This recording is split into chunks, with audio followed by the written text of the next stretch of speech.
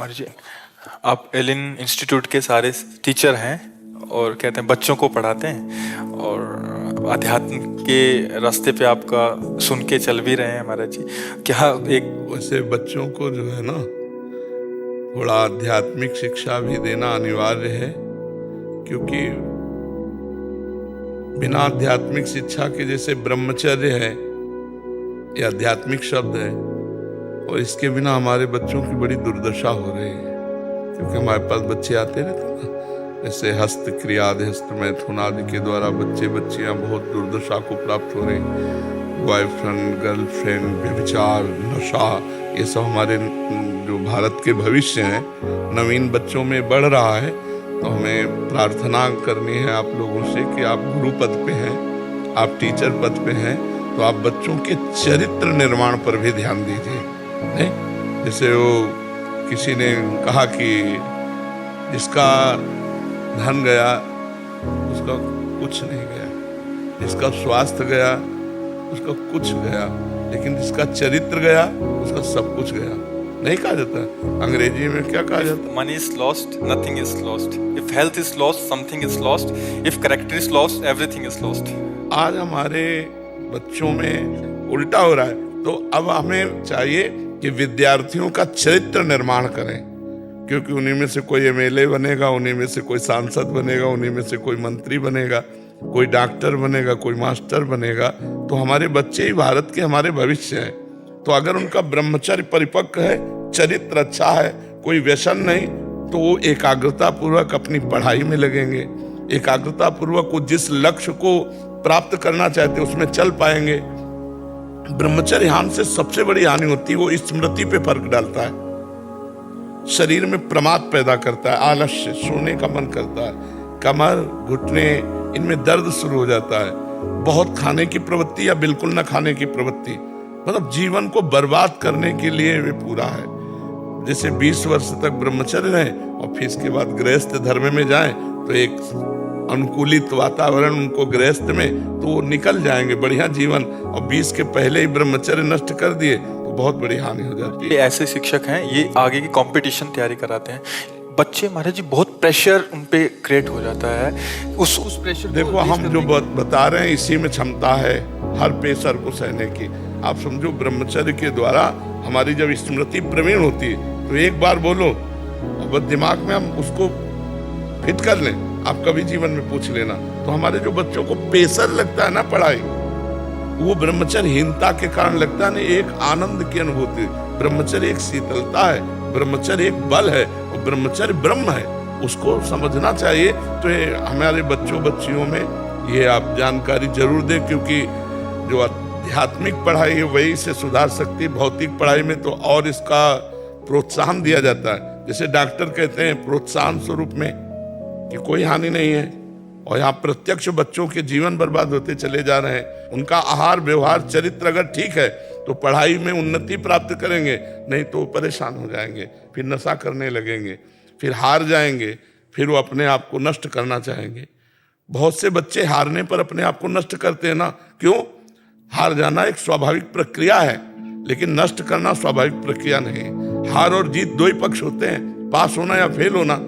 मान लो थोड़ा हमारी प्रमाद स्थिति में उत्तर सही नहीं हुआ, हम फेल हो गए, तो हम अगली साल और पढ़ करके फर्स्ट नंबर में आने की कोशिश करें कि करने की कोशिश करें। तो ये बच्चों को संभालना। पढ़ा तो आप रहे हैं, जिस विषय को पढ़ा रहे हैं बड़ी प्रवीणता से पढ़ाइए, क्योंकि उस सब में भगवान विराजमान। लेकिन ये जरूर चरित्र के विषय में क्यों, अब बताइए। गुरुदेव भगवान, मैं अर्ज करना चाहता हूँ, हमारी संस्था का ध्येय संस्कार से सफलता तक ही है, और यही जो आपने बात कही, यही भाव हम करते हैं। लेकिन इंटरनेट और यूट्यूब, जैसे हम भी आप तक इंटरनेट से पहुंचे, आप हम तक इंटरनेट से पहुंचे, लेकिन इन बच्चों को समय से पहले वो सब मिल रहा है जो नहीं मिलना चाहिए। इसमें आप और हम बहुत सीमित और अपने आप को एक असहज महसूस करते हैं। कुसंग हो जाता है महाराज जी मोबाइल आदि से। तो कोई नियम, कोई कानून, हर चीज के लिए नियम, कानून, रेगुलेशन है, लेकिन इंटरनेट किन बच्चों तक, इनको समय से पहले उन सब चीजों की सुविधा हो गई। अच्छा, उससे क्या होता है महाराज जी? एक दूसरे से संपर्क हो जाता है या गलत चीजें देख सकते हैं। ये वायरस की तरह बढ़ता है। हाँ, बिल्कुल बिल्कुल। पेरेंट्स भी इसके आगे बहुत अपने आप को असमर्थ महसूस करते हैं, क्योंकि हमें उनको उनकी पढ़ाई के लिए भी देना पड़ता है, हमें उनको उनके दूसरे डेवलपमेंट के लिए भी देना पड़ता है, टेक्नोलॉजी से हम अलग। मोबाइल आवश्यक भी है। हाँ बिल्कुल। मतलब हम सब आपसे नियमित रूप से ज्ञान प्राप्त कर रहे हैं, मार्गदर्शन प्राप्त कर रहे हैं। ये इंटरनेट की क्षमता है, ये इंटरनेट की शक्ति है। हम तो आज दर्शन के लिए आपके पास आ पाए, लेकिन आपसे हमें रोज मार्गदर्शन मिल रहा है। लेकिन इन विद्यार्थियों को, इन युवा पीढ़ी को जो गलत क्षेत्र है उस पर भी वो कोई नियंत्रण नहीं है। हाँ बिल्कुल। और हम सब शिक्षक, पेरेंट्स, अभिभावक चाह के भी नहीं कर पा रहे। जी जी। मूल कारण है हमारे जी उनके पतन का। लेकिन उसका निषेध भी नहीं किया जा सकता क्योंकि आवश्यक है वो। मैं अगर जैसे हमारे बच्चे इस बात को समझ जाएं और वो खुद बचना चाहें तो उन्हें कौन गिरा सकता है। पर हमारे बच्चों के दिमाग में भरना होगा कि ये चीजें आपके पतन के कारण है, ये आपका पतन का उद्दंड बच्चे, उनकी बात तो नहीं, कुछ सभ्य बच्चे हैं, वो अपना सुधार कर रहे हैं और सुधार करेंगे। हमको ये बात उनके सामने रखनी है, जो बात हम कह रहे हैं ये बात अगर हम 1 मिनट में भी रख देंगे या आप ना सुनाओ, किसी के सुनाए हुए बातें सुना दो तो उनके दिमाग में तो आ जाए ये गलत है। अभी तो उनको यही नहीं पता गलत है। बहुत से डॉक्टर सपोर्ट करते हैं, बहुत से मित्र सपोर्ट करते हैं, मोबाइल आदि के वीडियो सपोर्ट करते हैं, तो उनका मन वैसे ही चंचल है तो उनको और अच्छा लगने लगता है गलत मार्ग।